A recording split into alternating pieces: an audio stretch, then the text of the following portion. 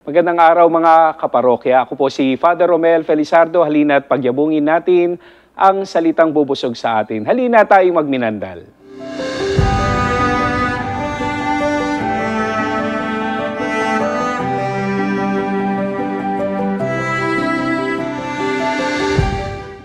Ngayong ikatlong linggo sa panahon ng Adbyento, sa pagsisindi natin ng ikatlong kandila sa korona ng Adbyento, ang paanyaya sa atin ay magalak. Gaudete Sunday, ika nga. Hindi mauudlot ang pagdating ng ating Panginoong Hesukristo, sigurado na ito. Sabi nga ni Juan Bautista, siya ay nasa gitna na ng karamihan, nakarating na pala pero bakit di pa rin siya nakikita ng ating mga mata? Kaya siguro di nating magawang maging masaya, di nating magawang maging magalak kasi nga di natin siya nakikita. Pero ano bang nakikita natin ngayon? Anong nakikita ng ating mga mata? Yung 13-month pay at bonus na nagbabanta na mauubos na din?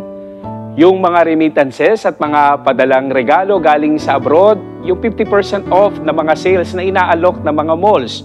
Yung mga makukulay na dekorasyong pamasko, yung mga nakakasilaw na liwanag ng mga parol mula sa at mga Christmas light na siyang dahilan ng pagtaas ng bill ng kuryente mo. Nakakalungkot kung yan lang ang nakikita ng mga mata mo. Nagkaroon ng Pasko dahil dumating si Jesus sa mundo at sana siya ang pagsumikapat mong makita ngayong panahon ng Adbyento. Ngayon ang tanong, gusto mo ba talagang sumaya pagdating ng Pasko? Huwag pera lang ang hanapin mo. Huwag lang regalo ang hangarin mong matanggap. Huwag lang puro mga reunion, mga Christmas party ang daluhan mo. Subukan mo, magsimba ka linggo-linggo at doon matatagpuan mo si Kristo.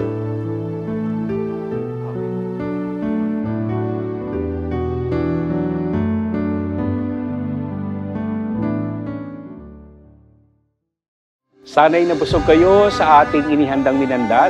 Narinig na natin ang salita. Halina't ito'y ating isagawa.